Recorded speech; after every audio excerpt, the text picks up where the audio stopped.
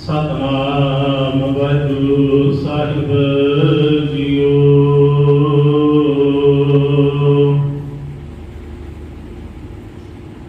ਏਕਾ ਮਾਈ ਜੁਗਤ ਵਿਆਈ, ਤਿਨ ਚੇਲੇ ਪ੍ਰਮਾਣ।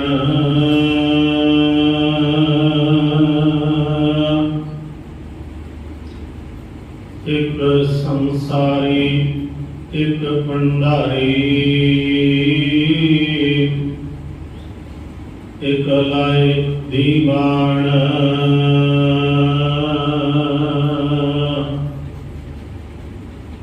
ਏਕਾ ਮਾਈ ਜੁਗਤ ਵਿਆਈ, ਤਿਨ ਚੇਲੇ ਪ੍ਰਮਾਣ।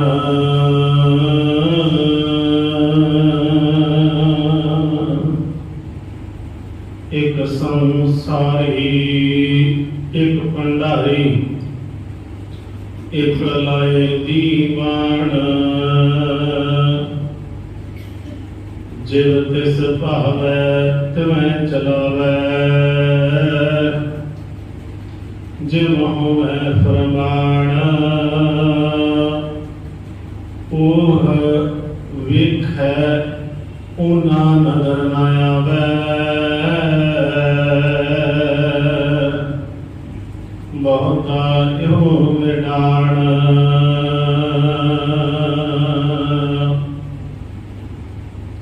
ਆਦੇਸ ਤਿਸੈ ਆਦੇਸ, ਆਦ ਅਨੀਲ ਅਨਾਦ ਅਨਾਹਤ। ਜੁਗ ਜੁਗ ਏਕੋ ਵੇਸ, ਆਦੇਸ ਤਿਸੈ ਆਦੇਸ। ਆਦ ਅਨੀਲ ਅਨਾਦ ਅਨਾਹਤ। ਜੁਗ ਜੁਗ ਏਕੋ ਵੇਸ। ਵਾਹਿਗੁਰੂ ਜੀ ਕਾ ਖਾਲਸਾ, ਵਾਹਿਗੁਰੂ ਜੀ ਕੀ ਫਤਿਹ। ਪਰਮ ਅਤੇ ਸਨਮਾਨਯੋਗ ਜੁਗੋ ਜੁਗ ਅਟਲ ਚਬਰ ਛਤਰ ਤਖਤ ਦੇ ਮਾਲਕ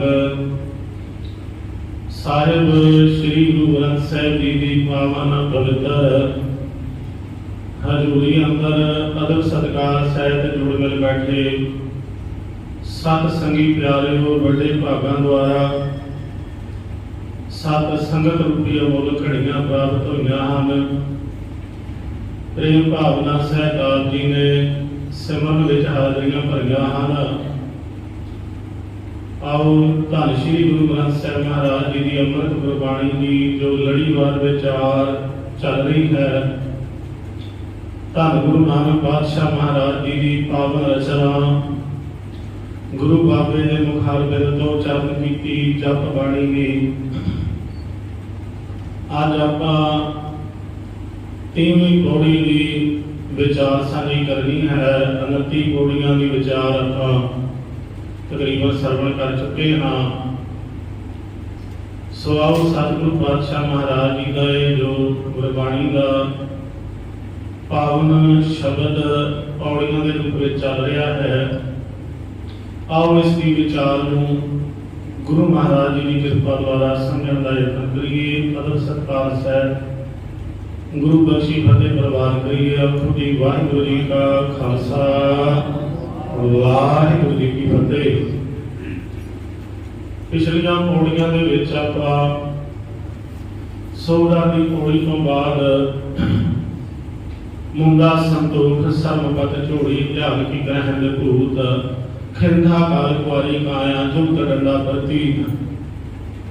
ਜੋਗੀਆਂ ਦੇ ਜੋ ਬਾਣੀ ਚਿੰਨ੍ਹ ਹਨ, ਉਹਨਾਂ ਬਾਣੀ ਚਿੰਨ੍ਹਾਂ ਤੋਂ ਗੁਰੂ ਬਾਬੇ ਨੇ ਜੋ ਉਹਨਾਂ ਦੇ ਅੰਦਰ ਦੇ ਆਤਮਿਕ ਗੁਣ ਅਪਣਾਉਣ ਦੇ ਬਾਰੇ ਉਹਨਾਂ ਨੂੰ ਉਪਦੇਸ਼ ਕੀਤਾ। ਅਸਲ ਵਿੱਚ ਆਪਾਂ ਇਹ ਸਰਵਣ ਕਰਦੇ ਆ ਰਹੇ ਹਾਂ ਕਿ ਉਹ ਇਕੱਲਾ ਯੋਗ ਮਤ ਨਾਲ ਹੀ ਸੰਬੰਧਿਤ ਨਹੀਂ ਸੀ। ਅੱਜ ਵੀ ਜੇਕਰ ਸਾਡੇ ਬਾਣੀ ਚਿੰਨ੍ਹ ਹਨ ਤੇ ਉਹਨਾਂ ਚਿੰਨ੍ਹਾਂ ਦੇ ਮੁਤਾਬਕ ਸਾਡਾ ਅੰਦਰਲਾ ਜੀਵਨ ਵੀ ਜਿਹੜਾ ਹੈ ਉਸੇ ਅਨੁਸਾਰ ਚੱਲਣਾ ਚਾਹੀਦਾ ਹੈ। ਅਸਲ ਵਿੱਚ ਜਦੋਂ ਧਾਰਮਿਕ ਚਿੰਨ੍ਹਾਂ ਦੀ ਗੱਲ ਚੱਲਦੀ ਹੈ ਤਾਂ ਆਪਾਂ ਪਿੱਛੇ ਵੀ ਪੜ੍ਹ ਕੇ ਆ ਚੁੱਕੇ ਹਾਂ ਕਿ ਗੁਰੂ ਬਾਬਾ ਮਹਾਰਾਜ ਜੀ ਨੇ ਉਹਨਾਂ ਨੂੰ ਉਪਦੇਸ਼ ਕੀਤਾ ਕਿ ਜੇਕਰ ਤੁਸੀਂ ਮੁੰਦਰਾਂ ਪਾਉਣੀਆਂ ਹਨ ਤਾਂ ਸੰਤੋਖ ਦੀਆਂ ਮੁੰਦਰਾਂ ਧਾਰਨ ਕਰੋ। ਮੁੰਗਾ ਸੰਤੋਖ ਸਰਮਪਤ ਝੋਲੀ ਤੇ ਮਿਹਨਤ ਵਾਲੀ ਝੋਲੀ ਜਿਹੜੀ ਹੈ ਇਹ ਪਾਉਣੀ ਕਰੋ। ਧਿਆਨ ਕੀ ਕਰਿਆ ਕਿ ਭੂਤ ਤੇ ਆਖਿਆ ਕਿ ਜਿਸ ਦਿਨ ਤੁਸੀਂ ਇਸ ਸੰਤੋਖ ਨੂੰ ਧਾਰਨ ਕਰਕੇ ਮਿਹਨਤ ਦੀ ਝੋਲੀ ਨੂੰ ਧਾਰਨ ਕਰਕੇ ਮਿਹਨਤ ਵਾਲਾ ਗੁਣ ਬਣਾ ਕੇ ਤੇ ਜਿਹੜਾ ਹੈ ਧਿਆਨ ਇਤਨਾ ਉੱਚਾ ਕਰ ਲਵੋਗੇ ਤਾਂ ਉਸ ਦਿਨ ਗੁਰੂ ਬਾਬਾ ਜੀ ਨੇ ਆਖਿਆ ਭੁਗਤ ਗਿਆਨ ਦਇਆ ਭੰਡਾਰਨ ਘਟ ਘਟ ਵਾਜੈ ਨਾਦ। ਤੁਹਾਡੇ ਕੰਨ ਦੀ ਖੁਰਾਕ ਜਿੱਥੇ ਤੁਸੀਂ ਚੂਰਮਾ ਖਾਂਦੇ ਹੋ ਉੱਥੇ ਆਪਣੇ ਮਨ ਦੀ ਖੁਰਾਕ ਜਿਹੜੀ ਹੈ ਗਿਆਨ ਨੂੰ ਜੇਕਰ ਧਾਰਨ ਕਰ ਲਵੋ, ਇਸ ਮਨ ਨੂੰ ਹਰੀ ਨਾਮ ਸਿਮਰਨ ਗਿਆਨ ਦੀ ਖੁਰਾਕ ਦੇਵੋਗੇ ਤਾਂ ਮਨ ਦੇ ਅੰਦਰ ਜਿਹੜੀ ਹੈ ਦਇਆ ਭਾਵਨਾ ਵੀ ਰੱਖੋਗੇ।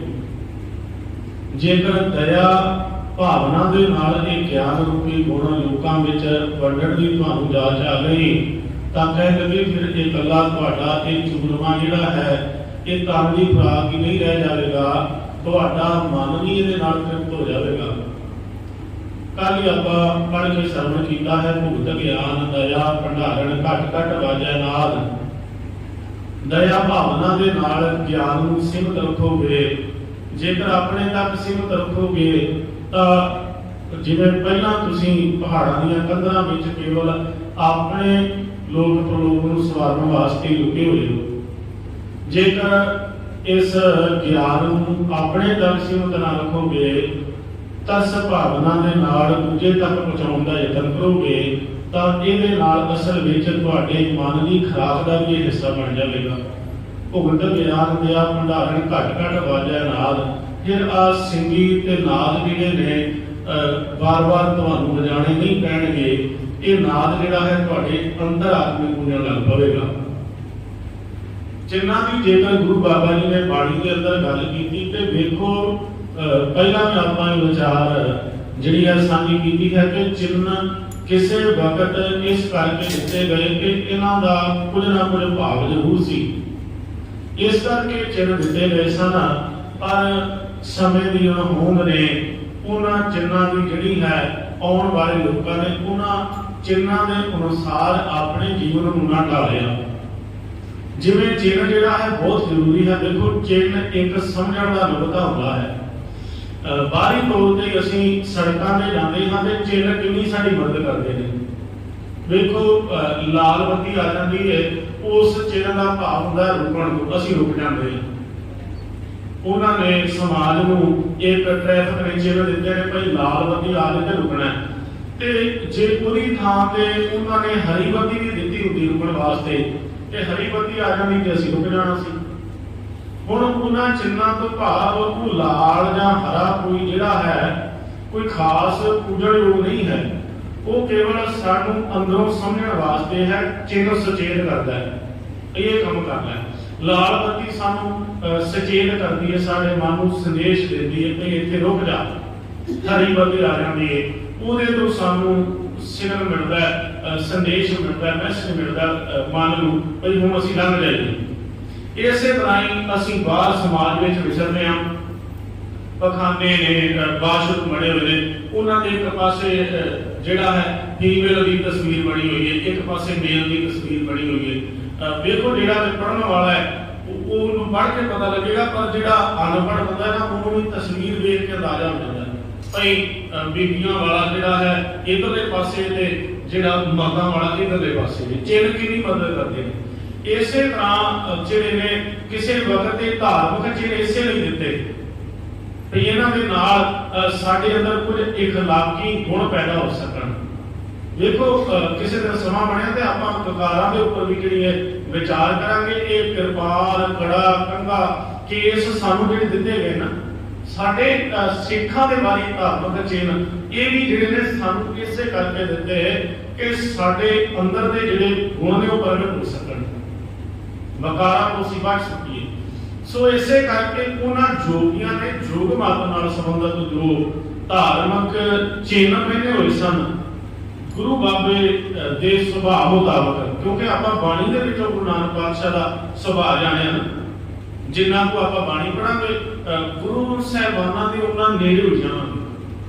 ਤਾਂ ਗੁਰੂ ਨਾਨਕ ਪਾਤਸ਼ਾਹ ਮਹਾਰਾਜ ਜੀ ਦਾ ਜਿਹੜਾ ਜ਼ਿਆਦਾਤਰ ਸੁਭਾਅ ਉਹਨਾਂ ਦਾ ਵਿਚਰਨ ਦਾ ਸਮਾਜ ਵਿੱਚ ਢੰਗ ਇਹ ਰਿਹਾ ਭਈ ਜਦੋਂ ਉਹਨਾਂ ਦੇ ਸਾਹਮਣੇ ਸਨਾਤਨ ਧਰਮ ਵਾਲਾ ਆਇਆ, ਜਿਸ ਦਿਨ ਉਹ ਧਾਰਮਿਕ ਚਿੰਨ੍ਹ ਬਾਹਰੀ ਪਹਿਨ ਕੇ ਆਇਆ, ਗੁਰੂ ਬਾਬਾ ਜੀ ਨੇ ਉਹਦੇ ਤੇ ਸਵਾਲ ਕਰ ਦਿੱਤਾ।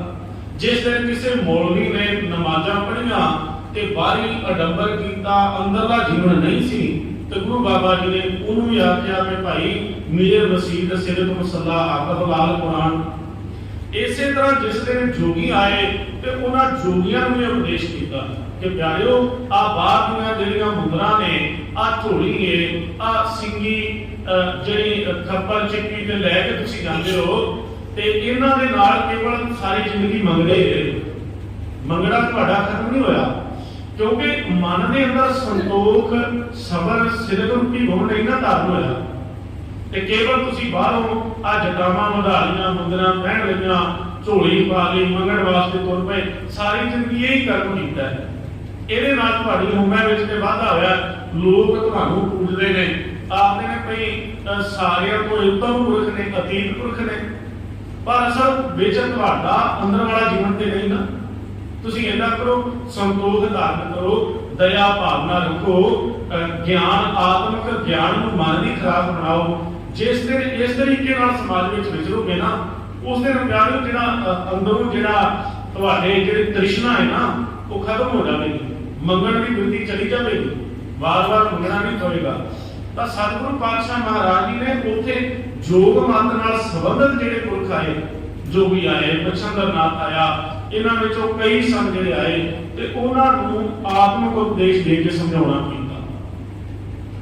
ਸੋ ਇਹ ਜਿਹੜੇ ਧਾਰਮਿਕ ਬਾਹਰੀ ਚਿੰਨ੍ਹ ਨੇ, ਕਿਸੇ ਵਕਤ ਇਹ ਬੜੇ ਲਾਜ਼ਮੀ ਤੌਰ ਤੇ ਦਿੱਤੇ ਗਏ ਕਿ ਬੰਦੇ ਦਾ ਅੰਦਰਲਾ ਜਿਹੜਾ ਆਤਮਿਕ ਗੁਣ ਨੇ ਉਹ ਪ੍ਰਗਟ ਹੋ ਸਕਣ।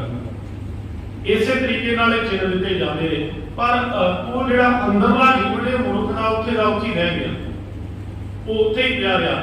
ਜਿਵੇਂ ਕੋਈ ਮੰਨ ਲਈਏ ਕਿ ਬਾਹਰ ਟ੍ਰੈਫਿਕ ਦੇ ਚਿੰਨ੍ਹ ਨੇ ਸੜਕਾਂ ਤੇ, ਕੋਈ ਬੰਦਾ ਉਹਦੀ ਵਰਤੋਂ ਹੀ ਨਾ ਕਰੇ, ਅਣਗਹਿਲੀ ਕਰਕੇ ਤੁਰਿਆ ਜਾਵੇ।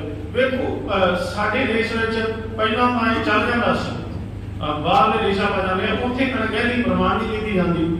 ਹੁਣ ਤਾਂ ਇੱਥੇ ਵੀ ਜੇ ਆਪਾਂ ਟ੍ਰੈਫਿਕ ਦਾ ਨਿਯਮ ਤੋੜਦੇ ਆ ਉਸੇ ਵੇਲੇ ਚਲਾਨ ਕੱਟਿਆ ਜਾਂਦਾ ਹੈ। ਇਸੇ ਤਰੀਕੇ ਦੇ ਨਾਲ ਇਹ ਬਾਹਰੀ ਧਾਰਮਿਕ ਚਿੰਨ੍ਹ ਨਹੀਂ ਕਿਸੇ ਵਕਤ ਇਸੇ ਲਈ ਦਿੱਤੇ ਕਿ ਇਹਨਾਂ ਬਾਹਰੀ ਚਿੰਨ੍ਹਾਂ ਦੇ ਨਿਯਮਾਂ ਦੀ ਬੰਦਾ ਵਰਤੋਂ ਕਰੇ ਤੇ ਆਪਣਾ ਅੰਦਰਲਾ ਜੀਵਨ ਇਹਨਾਂ ਅਨੁਸਾਰ ਕਰ ਲਵੇ। ਸਤਿਗੁਰੂ ਧੰਨ ਗੁਰੂ ਨਾਨਕ ਪਾਤਸ਼ਾਹ ਮਹਾਰਾਜ ਜੀ ਨੇ ਇਸੇ ਵਾਸਤੇ ਇਹਨਾਂ ਨੂੰ ਉਪਦੇਸ਼ ਕੀਤਾ। ਤਾਂ ਸਤਿਗੁਰੂ ਧੰਨ ਗੁਰੂ ਨਾਨਕ ਪਾਤਸ਼ਾਹ ਮਹਾਰਾਜ ਜੀ ਅੱਜ ਦੀ ਪੌੜੀ ਵਿੱਚ ਦੇਖੋ, ਇਸ ਪੌੜੀ ਦੀ ਜਦੋਂ ਅਰੰਭਤਾ ਹੁੰਦੀ ਹੈ ਨਾ, ਤੇ ਇੱਕ ਅਰਥ ਮੈਂ ਹੋਰ ਕਰ ਦੇਵਾਂ ਕਿ ਇਹਦੇ ਅਰਥ ਵੱਖੋ ਵੱਖਰੇ ਜਿੰਨੇ ਵੀ ਵਿਦਵਾਨ ਨੇ ਨਾ, ਉਹਨਾਂ ਨੇ ਇਹ ਕੀਤੇ ਨੇ ਕਿ ਪਹਿਲਾਂ ਜਿਹੜੀ ਇਹ ਮਾਇਆ ਪ੍ਰਸੂਤ ਹੋਈ ਤੇ ਉਹਦੇ ਤੋਂ ਤਿੰਨ ਚੇਲੇ ਭਾਵ ਤਿੰਨ ਪੁਰਖ, ਤਿੰਨ ਦੇਵਤੇ ਪੈਦਾ ਹੋਏ। ਤੇ ਕੱਲ ਦਾ ਮੇਰੇ ਮਨ ਵਿੱਚ ਵਿਚਾਰ ਸੀ ਵੀ ਫਿਰ ਤਾਂ ਮਾਇਆ ਵੱਡੀ ਹੋ ਗਈ, ਕਿਉਂਕਿ ਅਰਥ ਜਿਹੜੇ ਨੇ ਵੇਖੋ ਪਿਆਰੇ ਆਪੋ ਆਪਣੀ ਮਤ ਅਨੁਸਾਰ ਹਰ ਬੰਦੇ ਨੇ ਅਰਥ ਕੀਤੇ ਨੇ। ਜਿੰਨੇ ਵੀ ਟੀਕੇ ਅਰਥਾਂ ਵਾਲੇ ਹੋਏ ਨੇ, ਜਿੰਨੀ ਕੁ ਕਿਸੇ ਦੀ ਮਤ ਸੀ ਉਹਨੇ ਨੂੰ ਅਰਥ ਕਰਨ ਦਾ ਵੀ ਯਤਨ ਕੀਤਾ। ਕੱਲ ਜਦੋਂ ਦੋ ਤਿੰਨ ਟੀਕਿਆਂ ਨੂੰ ਵਾਚਿਆ ਤੇ ਉਹਨਾਂ ਸਾਰਿਆਂ ਵਿੱਚੋਂ ਇੱਕ ਪੰਕਤੀ ਦੇ ਸਮਾਨ ਅਰਥ ਕੀਤੇ ਨੇ। ਏਕਾ ਮਾਈ ਜੁਗਤ ਵਿਆਹੀ, ਕਿ ਇੱਕ ਮਾਈ ਜਿਹੜੀ ਹੈ ਵਿਆਹੀ ਭਾਵ ਵਿਆਹੀ ਤੋਂ ਭਾਵੇਂ ਪ੍ਰਸੂਤ ਹੋਈ ਤੇ ਉਹਦੇ ਤੋਂ ਤਿੰਨ ਦੇਵਤੇ ਪੈਦਾ ਹੋਏ, ਸ਼ਿਵ ਜੀ, ਬ੍ਰਹਮਾ ਤੇ ਵਿਸ਼ਨੂੰ।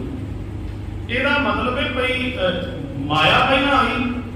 ਹੁਣ ਗੁਰਬਾਣੀ ਵਿੱਚ ਤਾਂ ਸਭ ਤੋਂ ਪਹਿਲਾਂ ਇੱਕ ਅਕਾਲ ਪੁਰਖ ਦੀ ਗੱਲ ਚੱਲੀ ਹੁੰਦੀ, ਇਹਦਾ ਮਤਲਬ ਹੈ ਇੱਥੇ ਮਾਇਆ ਨੂੰ ਵਡਪਣ ਕਿਵੇਂ ਦੇ ਦਿੱਤਾ। ਫਿਰ ਵਾਰ-ਵਾਰ ਇਹਦਾ ਜਦੋਂ ਆਪਾਂ ਪਾਠ ਕਰਾਂਗੇ ਨਾ ਤਾਂ ਤੁਸੀਂ ਥੋੜਾ ਜਿਹਾ ਧਿਆਨ ਨਾਲ ਇਹਦਾ ਪਾਠ ਕਰੋ, ਏਕਾ ਦੇ ਵਿਸਰਾਮ ਲਾ ਦਿਓ। ਏਕਾ ਮਾਈ ਜੁਗਤ ਵਿਆਹੀ, ਏਕਾ ਤੋਂ ਭਾਵੇਂ ਇੱਕ ਓੰਕਾਰ, ਏਕਾ ਮਾਈ ਮਾਇਆ।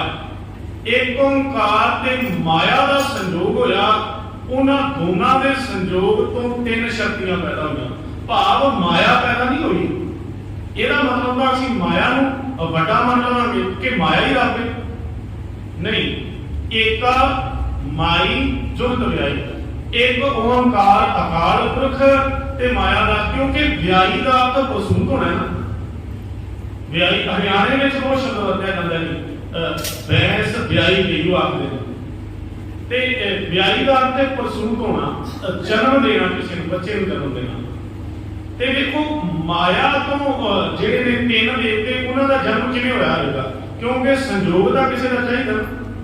ਇਹ ਤੇ ਏਕਾ ਦੇ ਵਿਸਰਾਮ ਦੇਦੀ ਹੈ, ਏਕਾ ਮਾਈ ਜੁਗਤ ਵਿਆਈ, ਇੱਕ ਓੰਕਾਰ ਅਕਾਲ ਪੁਰਖ ਤੇ ਦੂਜੀ ਮਾਇਆ ਦਾ ਜਦੋਂ ਸੰਯੋਗ ਹੋਇਆ ਤਾਂ ਉਹਨਾਂ ਦੇ ਵਿੱਚੋਂ ਤਿੰਨ ਸ਼ਕਤੀਆਂ ਪੈਦਾ ਹੋਈਆਂ। ਭਾਵ ਕਿ ਇਹਨਾਂ ਤਿੰਨ ਸ਼ਕਤੀਆਂ ਨੂੰ ਰੱਬ ਨਹੀਂ ਮੰਨਿਆ, ਤਿੰਨ ਦੇਵਤਿਆਂ ਨੂੰ। ਇਹ ਜੋ ਸਮਾਜ ਵਿੱਚ ਪ੍ਰਚਲਿਤ ਜਿਹੜੀ ਇਹ ਰੀਤ ਤੁਰੀ ਹੁੰਦੀ ਸੀ, ਜੋ ਸਮਾਜ ਵਿੱਚ ਇਹ ਵਿਚਾਰ ਪ੍ਰਚਲਿਤ ਚੱਲੇ ਹੁੰਦੇ ਸਨ, ਤੇ ਸਮਾਜ ਇਹ ਗੱਲ ਨੂੰ ਮੰਨਦਾ ਸੀ ਭਈ ਇਹਨਾਂ ਤਿੰਨ ਦੇਵਤਿਆਂ ਤੋਂ ਸਮਾਜ ਬਣਿਆ, शिव जी ब्रह्मा ते विष्णु। देखो जिहड़ा ब्रह्मे है वो पैदा करने वाला है, विष्णु जिहड़ा वो रिजक देने वाला है, ते जिहड़ा शिव जी वो मारने वाला है।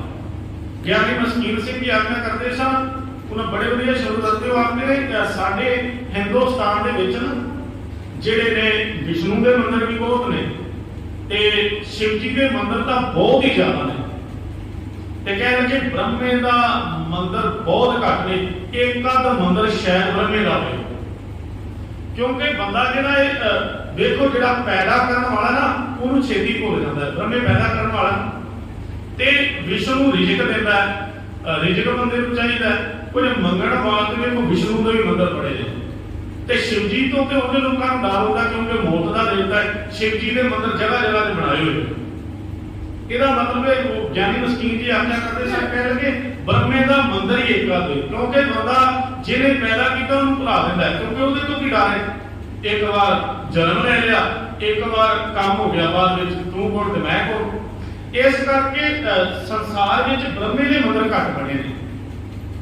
ਤੇ ਧੰਨ ਗੁਰੂ ਨਾਨਕ ਪਾਤਸ਼ਾਹ ਜੀ ਨੇ ਜਿਹੜਾ ਇਹਨਾਂ ਤਿੰਨ ਦੇਵਤਿਆਂ ਦਾ ਭਾਵ ਤਿੰਨ ਸ਼ਕਤੀਆਂ ਦਾ ਜ਼ਿਕਰ ਕੀਤਾ ਹੈ, ਇੱਥੇ ਇਹ ਪ੍ਰੋੜਤਾ ਨਹੀਂ ਕੀਤੀ ਗਈ कि भाई ये रब ने इन्हां तो संसार बनया नहीं।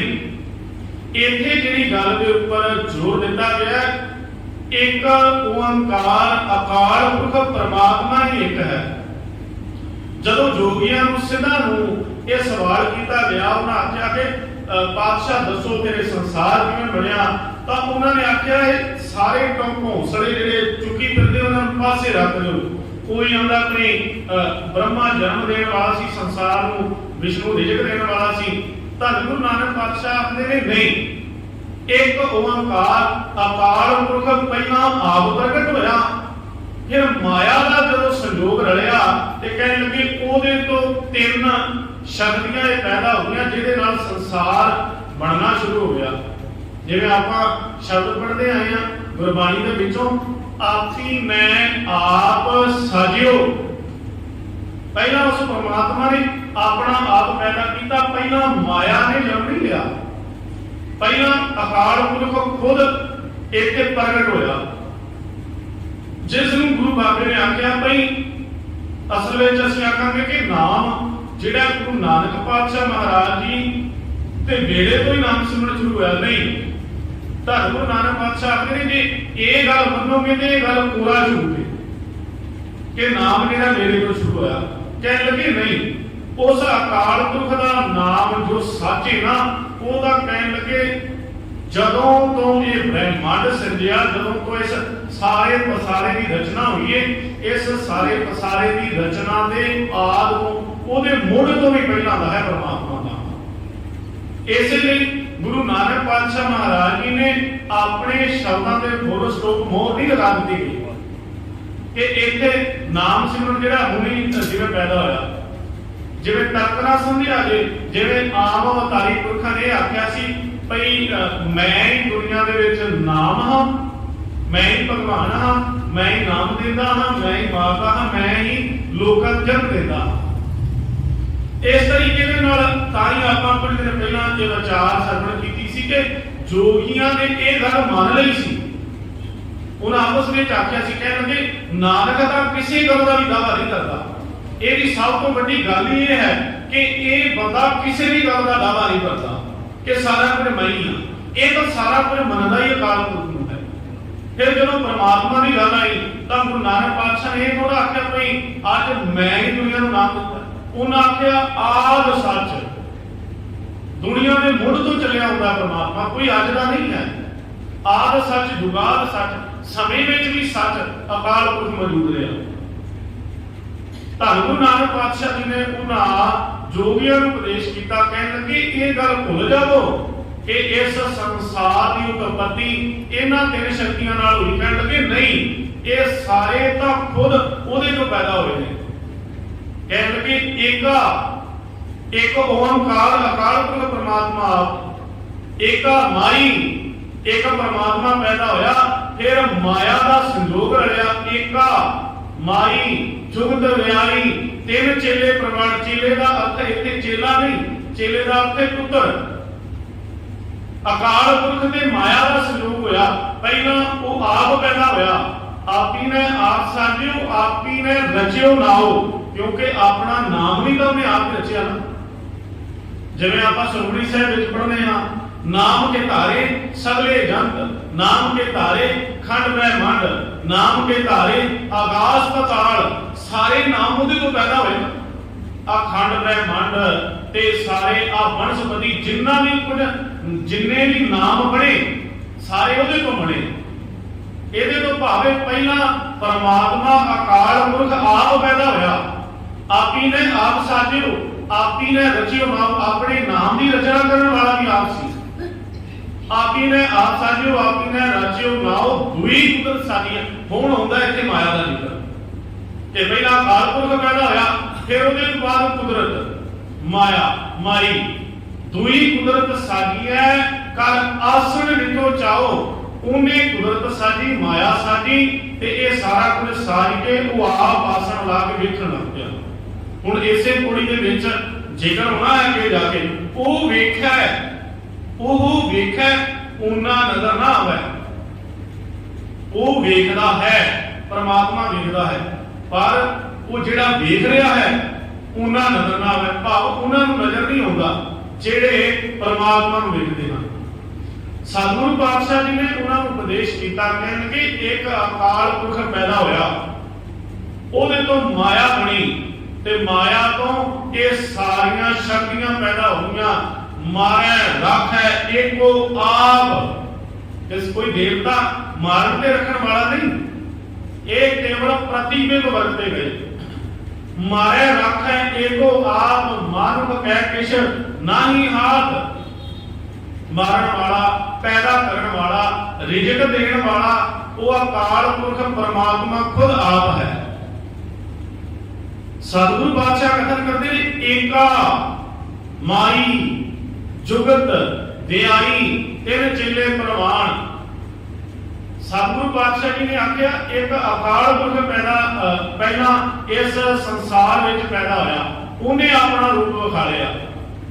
ਹੁਣ ਗੁਰਬਾਣੀ ਦੇ ਸ਼ਬਦ ਬਹੁਤ ਨੇ ਮਾਇਆ ਦੇ ਬਾਰੇ ਵੀ, ਕਹਿਣ ਲੱਗੇ ਇਹ ਮਾਇਆ ਜਿਹੜੀ ਹੈ ਨਾ, ਪਹਿਲਾਂ ਅਕਾਲ ਪੁਰਖ ਦਾ ਨਾਮ ਆਇਆ, ਫਿਰ ਮਾਇਆ ਦਾ, ਕਿਉਂਕਿ ਮਾਇਆ ਜਿਹੜੀ ਹੈ ਵੇਖੋ ਦੇਵਤਿਆਂ ਨੂੰ ਵੀ ਉੱਪਰ ਹੈ।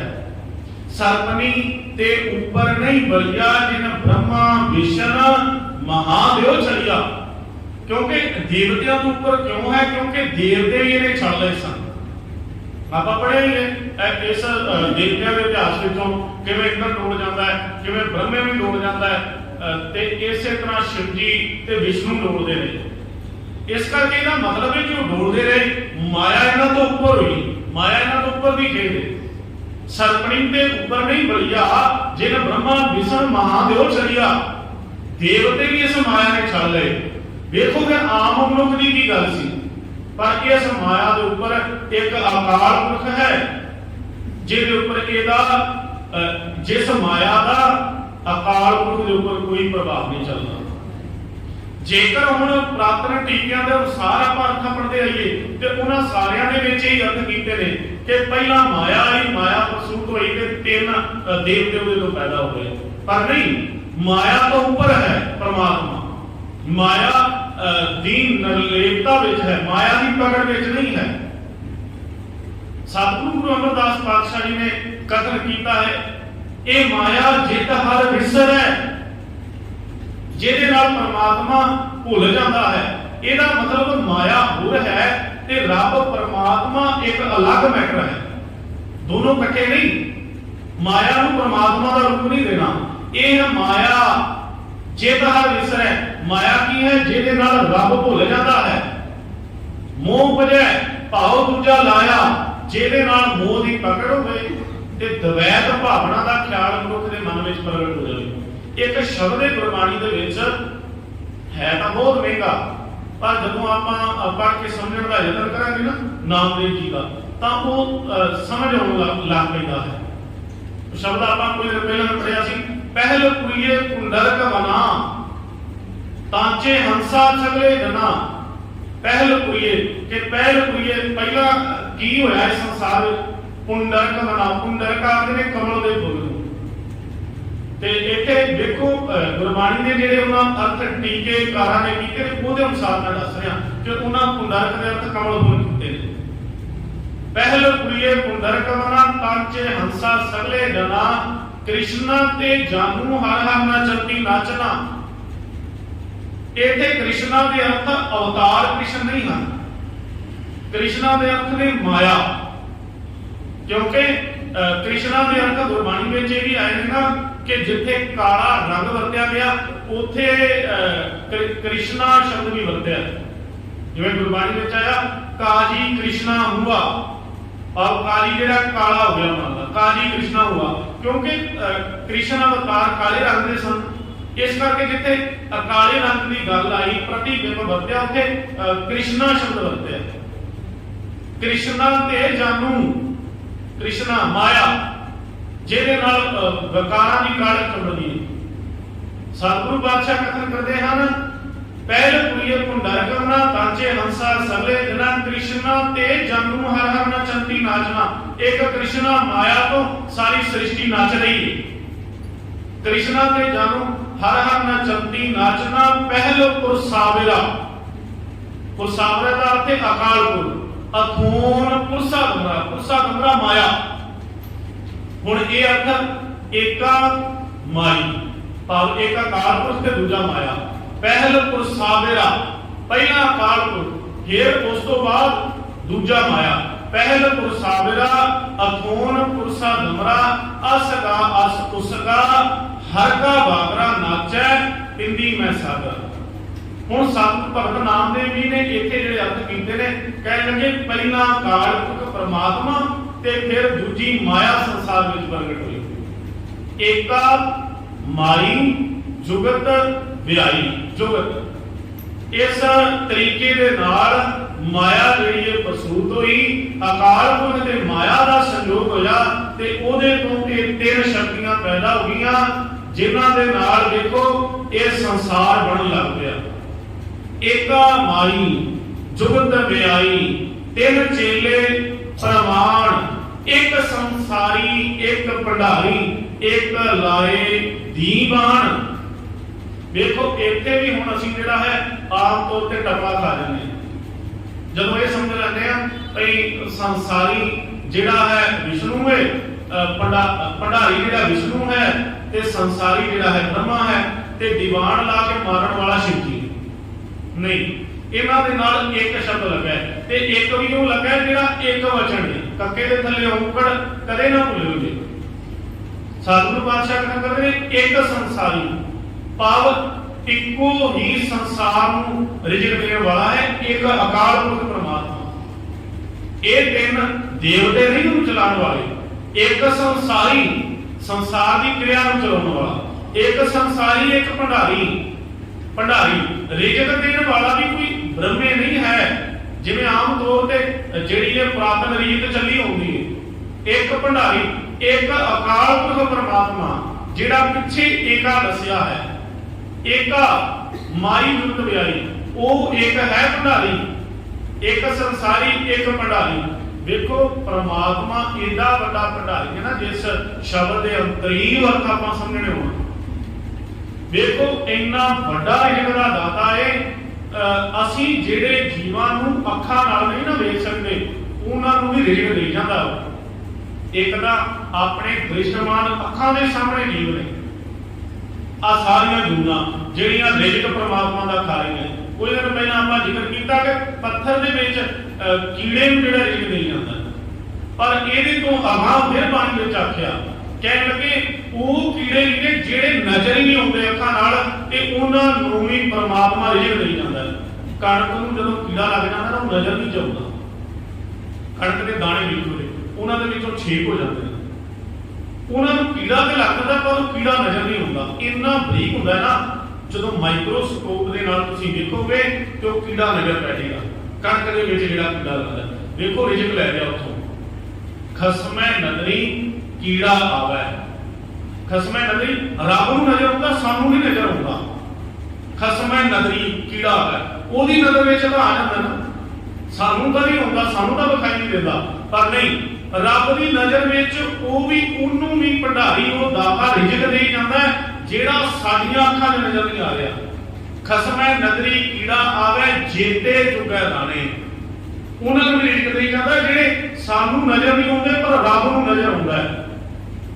सतगुरु पातशाह कथन करदे ने एडा वड्डा भंडारी है, इन्ना वड्डा रिजक दा दाता है, एक संसारी एक भंडारी, इक्को ही संसार नूं चलाउण वाला है ते इक्को ही भंडारी है। बड़ा एडा वड्डा भंडारी है जेड़ा नजर ही नहीं आ रहा, उन्होंने कौन रिजक देगा?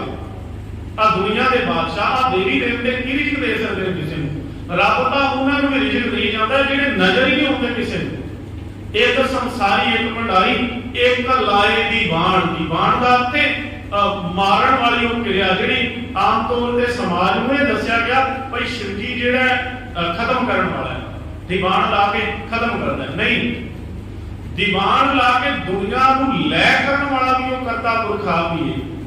मारे रखा है एक आप, वो आप ही मारन के रखने वाला है।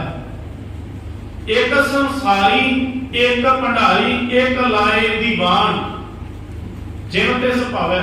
हुण आपां ये सोचण ते मजबूर हो जावांगे कि ये शब्द कित्थों आ गए, जिन ते सुभाव है। देखो जिहड़े गुरमुखी दे जिहड़े शब्द ने ना, इन्हां नाल मराठी भाषा का बहुत संयोग रहा है। जिन ते सुभाव है, जिवें जाहे आहे, ये गुरबाणी दे विच बहुत शब्द आए हैं ते ये सारे मराठी भाषा के शब्द ने। जाहे आहे भाहे वो ज्यादातर वरतदे अपनी भाषा में। ये गुरमुखी का ते जिहड़ा है मराठी भाषा का सुमेल इन्हां शब्दां विच। जिम आपां जिवें आखदे हां वो जिम तिस भावै। हुण तिस तो भाव की है, ये प्रनाउन हो गया, भाव परमात्मा के बारे शब्द वरत्या है। जिम तिस भावै तिवें चलावै, जिवें उहनूं चंगा लगदा है ना संसार की रचना, उवें चलाउंदा है। जिम होवे प्रमाण, प्रमाण वो है जिवें उहनूं अपनी मर्जी होनी हुंदी है। प्रमाण तेरा सिर ऊपर किछ ना करत विचार, परमात्मा के हुक्म के ऊपर कोई विचार नहीं। ओदा प्रमाण की है, ओदा हुक्म की है, उहनूं ही पता है। जिवें ते सुभाव है, जिवें दा उहनूं चंगा लगदा है, जिवें दा ओदा हुक्म है, उवें दा ही वो संसार नूं चलाउंदा है। जिवें ते सुभाव है तिवें चलावे, जिवें होवे प्रमाण ओह वेखै उन्ना नजर ना आवे। वो परमात्मा सारियां नूं वेख रहा है पर किहनां नूं नजर नहीं आ रहा। आ जिहड़े ऊपर कथन कीते गए ने, जिन्हां नूं समाज देवी देवते मनदा रहा, शिव जी ब्रह्मा विष्णु, देखो वो परमात्मा जिहड़ा संसार की क्रिया नूं चला रहा है ना, संसार नूं वेख रहा है, ते ये उन्हां नूं भी नजर नहीं आउंदा जिहड़े उहनूं कई बार जपण वाले देवी देवते ने।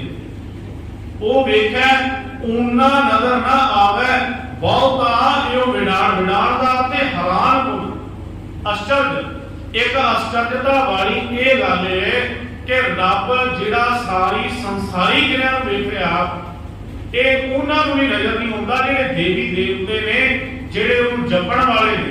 ये सब तो हैरानगी वाली गल है, उन्हां नूं भी कई बार नज़र ही नहीं पैंदा। वो वेखै उन्हां नज़र ना आवे, बहुता इहो विधान, बहुत ही हैरान वाली गल यही है।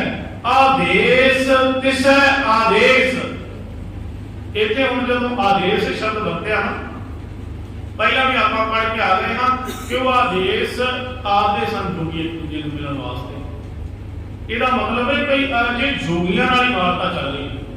आदेश शब्द इस गल का संकेतक है कि अजे विचारा गुरु बाबे दीयां जोगियां दे नाल ने, अजे उन्हां नूं उपदेश किया जा रहा है। आदेश तिसै आदेश, जिहड़े मिल लगे आखदे सन आदेश, गुरु बाबे ने आख्या उस नूं आदेश करो। तिसै आदेश जिहड़ा अकाल पुरख है, एक दूजे नूं जिहड़ा आदेश ना करो, उस अकाल पुरख नूं नमस्कार करो जिहड़ा एका माई जुगत व्याई वाला है, जिहड़ा एक आप पैदा होया जिस तो माया के संयोग तो संसार बनिया।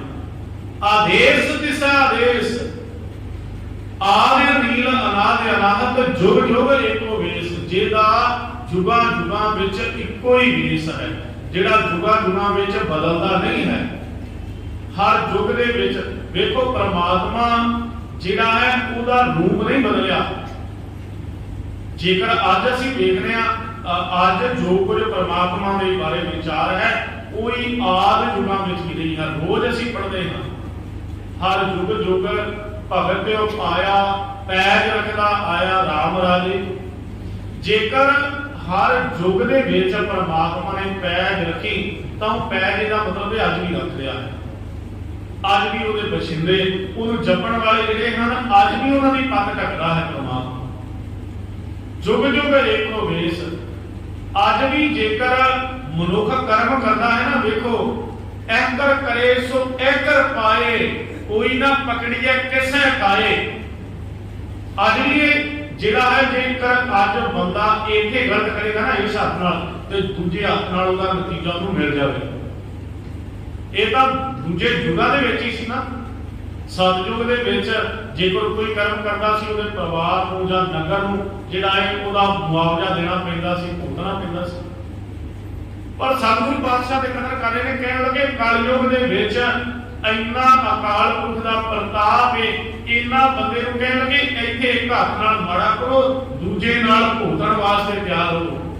ਫਿਰ ਕੌਣ ਇਨਕਾਰੀ ਹੋ ਸਕਦਾ ਹੈ? रब तो कौन इनकारी हो सकता है?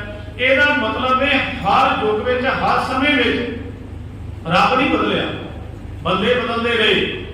ਹੁਣ ਧੰਨ ਗੁਰੂ ਗ੍ਰੰਥ ਸਾਹਿਬ ਜੀ ਦੇ ਵਿੱਚ ਹੀ ਆਪਾਂ ਬਚਨ ਪੜ੍ਹਦੇ ਹਾਂ, ਕਹਿ ਲਗੇ ਕੀ ਬਦਲਿਆ? ਕੁਝ ਵੀ ਨਹੀਂ ਬਦਲਿਆ। ਨਾ ਤਾਰੇ ਬਦਲਦੇ ਨੇ, ਜਦੋਂ ਯੁੱਗ ਬਦਲਦਾ ਹੈ ਤੇ ਇਹਦਾ ਮਤਲਬ ਕੋਈ ਤਬਦੀਲ ਹੋ ਜਾਂਦਾ ਹੈ। ਨਵਾਂ ਸਾਲ ਚੜ੍ਹਦਾ ਕੋਈ ਤਬਦੀਲ ਹੋ ਜਾਂਦਾ, ਕੋਈ ਤਬਦੀਲ ਨਹੀਂ ਹੁੰਦਾ। ना दा कोई इत्थे नदियां बदलदियां, ना कोई संसार की रचना बदलदी। इत्थे बंदियां दा जिहड़ा है काम करन दा, उन्हां दा मत दा, अकल दा, विचरण दा ढंग बदल जाता है। युग नहीं कदे बदलदा, युग नहीं बदलदा। वेखो युग उदों बदलदा है जदों बंदियां दी मत, बंदियां दा रहन सहन दा ढंग बदल जाता है। वेखो अज 21वीं सदी है, पहला मनुख किस तरीके नाल रहिंदा सी, ਹੁਣ ਕਿਹੜੇ ਤਰੀਕੇ ਨਾਲ ਰਹਿ ਰਿਹਾ ਹੈ। ਸਤਿਗੁਰੂ ਧੰਨ ਗੁਰੂ ਗ੍ਰੰਥ ਸਾਹਿਬ ਜੀ ਮਹਾਰਾਜ ਬਚਨ ਕਰਦੇ ਨੇ ਕਿ ਅਸਲ ਵਿੱਚ ਕੀ ਕੁਝ ਬੋਲਦਾ ਹੈ। ਤਾਰੇ ਵੀ ਉਹ ਨੇ, ਚੰਦਰਮਾ ਵੀ ਉਹ ਹੈ, ਸਾਰਾ ਕੁਝ ਇੱਕੋ ਜਿਹਾ ਹੀ ਹੈ। ਇੱਥੇ ਕੇਵਲ ਪਰਮਾਤਮਾ ਜਿਹੜਾ ਹੈ ਹਰ ਯੁੱਗ ਵਿੱਚ ਇੱਕੋ ਜਿਹਾ ਹੈ। ਯੁੱਗ ਯੁੱਗ ਇੱਕੋ ਵੇਸ, ਆਦੇਸ਼ ਤਿਸੈ ਆਦੇਸ਼, ਉਸ ਪਰਮਾਤਮਾ ਨੂੰ ਆਦੇਸ਼ ਕਰੋ, ਉਸ ਨੂੰ ਨਮਸਕਾਰ ਕਰੋ, ਉਸ ਨੂੰ ਮੰਨੋ ਜਿਹੜਾ ਹਰ ਯੁੱਗ ਵਿੱਚ ਇੱਕੋ ਜਿਹਾ ਹੈ। ਆਦ ਅਨੀਲ ਅਨਾਦ ਅਨਾਹਤ, ਇਹ ਅਰਥ ਆਪਾਂ ਪਹਿਲਾਂ ਵੀ ਪੜ੍ਹ ਚੁੱਕੇ ਹਾਂ। ਆਦ ਜਿਹੜਾ ਸ੍ਰਿਸ਼ਟੀ ਦੇ ਮੁੱਢ ਵਿੱਚ ਹੈ, ਅਨੀਲ ਜਿਸ ਦਾ ਉਰਾਤ ਤੇ ਪਾਰ ਨਹੀਂ ਹੈ, ਜਿਹੜਾ ਹਰ ਇੱਕ ਪਾਰਾਵਾਰ ਤੋਂ ਰਹਿਤ ਹੈ। ਆਦ ਅਨੀਲ ਅਨਾਦ ਜਿਹੜਾ ਬੇਲਾਭ ਹੈ, ਪਵਿੱਤਰ ਹੈ। ਅਨਾਦ विकारां दी कालख तो रहत है। अनाहत जिस दी कदे भी हत्या नहीं हो सकती, जेड़ा खत्म नहीं हो सकता। ਜਿਹੜਾ ਕਦੇ ਨਹੀਂ ਮਾਰਿਆ ਤੇ ਠੱਗਿਆ ਜਾ ਸਕਦਾ, ਜਿਹੜਾ ਅਨਾਹਤ ਹੈ ਕਦੇ ਵੀ ਖਤਮ ਨਹੀਂ ਕੀਤਾ ਜਾ ਸਕਦਾ। ਆਦ ਅਨੀਲ ਅਨਾਦ ਅਨਾਹਤ ਜੁਗ ਜੁਗ ਏਕੋ ਵੇਸ, ਜਿਸ ਦਾ ਹਰ ਯੁੱਗ ਵਿੱਚ ਇੱਕੋ ਹੀ ਰੂਪ ਹੈ ਤੇ ਉਹ ਹੈ ਇੱਕ ਓੰਕਾਰ, ਜਿਹੜਾ ਅਸੀਂ ਆਰੰਭਤਾ ਦੇ ਵਿੱਚ ਪੜ੍ਹ ਕੇ ਆਏ ਹਾਂ। ਦੇਖੋ ਇਸ ਏਕੇ ਨੂੰ ਧਿਆਨ ਵਿੱਚ ਰੱਖਣਾ ਹੈ। ਧੰਨ ਸ੍ਰੀ ਗੁਰੂ ਨਾਨਕ ਪਾਤਸ਼ਾਹ ਮਹਾਰਾਜ ਜੀ ਜੋ ਇਸ ਪੌੜੀ ਦੇ ਵਿੱਚ ਉਹਨਾਂ ਨੇ ਇੱਕ ਅਕਾਲ ਪੁਰਖ ਦੇ ਨਾਲ ਜੁੜਨ ਵਾਸਤੇ ਜੋਗੀਆਂ ਨੂੰ ਵਿਚਾਰ ਸਮਝਾਏ। ਆਖਿਆ ਕਿ ਅਸਲ ਵਿੱਚ ਇਸ ਸੰਸਾਰ ਵਿੱਚ ਚਲਾਉਣ ਵਾਲੀ ਕੋਈ ਵੀ ਸ਼ਕਤੀ ਨਹੀਂ ਹੈ ਇੱਕ ਅਕਾਲ ਪੁਰਖ ਤੋਂ ਬਿਨਾਂ, ਇੱਕ ਪਰਮਾਤਮਾ ਹੀ ਉਹਨੂੰ ਚਲਾ ਰਿਹਾ ਹੈ। ਆ ਮਾਇਆ ਵੀ ਉਸ ਪਰਮਾਤਮਾ ਤੋਂ ਜਿਹੜੀ ਹੈ ਬਣੀ ਹੈ, ਮਾਇਆ ਦੇ ਸੰਜੋਗ ਤੋਂ ਸੰਸਾਰ ਬਣਿਆ ਹੈ ਤੇ ਫਿਰ ਉਹ ਕਰਤਾ ਆਪਣੀ ਖੇਡ ਰਚਾ ਕੇ ਵੇਖ ਰਿਹਾ ਹੈ। ਜਿਵੇਂ ਉਸ ਨੂੰ ਭਾਉਂਦਾ ਹੈ ਉਵੇਂ ਇਸ ਸੰਸਾਰ ਦਾ ਕਾਲ ਵਿਹਾਰ ਚਲਾਈ ਜਾਂਦਾ ਹੈ ਤੇ ਵੱਡੇ ਵੱਡੇ ਦਾਅਵੇ ਕਰਨ ਵਾਲਿਆਂ ਨੂੰ ਵੀ ਪਰਮਾਤਮਾ ਨਜ਼ਰ ਨਹੀਂ ਪੈਂਦਾ। ਤੇ ਇੰਨਾ ਵੱਡਾ ਰਿਜ਼ਕ ਦਾ ਦਾਤਾ ਹੈ, ਆਪ ਹੀ ਸੰਸਾਰ ਨੂੰ ਚਲਾਉਂਦਾ ਹੈ, ਆਪ ਹੀ ਖਤਮ ਕਰਦਾ ਹੈ, ਆਪ ਹੀ ਜੀਵਾਂ ਨੂੰ ਰਿਜ਼ਕ ਦੇ ਜਾ ਰਿਹਾ ਹੈ। ਉਸ ਤੋਂ ਵੱਡਾ ਕੋਈ ਵੀ ਨਹੀਂ ਹੈ। ਤੇ ਗੁਰੂ ਬਾਬੇ ਨੇ ਆਖਿਆ ਉਸ ਪਰਮਾਤਮਾ ਦੇ ਨਾਲ ਤੁਸੀਂ ਵੀ ਜੁੜ ਜਾਓ ਜਿਹੜਾ ਹਰ ਯੁੱਗ ਵਿੱਚ ਖੋਜਿਆ ਹੈ। ਧੰਨ ਗੁਰੂ ਨਾਨਕ ਪਾਤਸ਼ਾਹ ਮਹਾਰਾਜ ਜੀ ਕਿਰਪਾਲਤਾ ਕਰਨ। ਗੁਰੂ ਬਾਬੇ ਦੀ ਬਾਣੀ ਦੇ ਅਰਥਾਂ ਨੂੰ ਵਿਚਾਰਦੇ ਹੋਇਆਂ ਬੇਅੰਤੀ ਭੁੱਲਾਂ ਹੋ ਜਾਂਦੀਆਂ ਨੇ, ਬਖਸ਼ ਲੈਣੀਆਂ ਦੀ ਹੋਈਆਂ ਬੇਅੰਤ ਭੁੱਲਾਂ ਗਲਤੀਆਂ ਦੀ ਖਿਮਾ। ਵਾਹਿਗੁਰੂ ਜੀ ਕਾ ਖਾਲਸਾ, ਵਾਹਿਗੁਰੂ ਜੀ ਕੀ ਫਤਿਹ।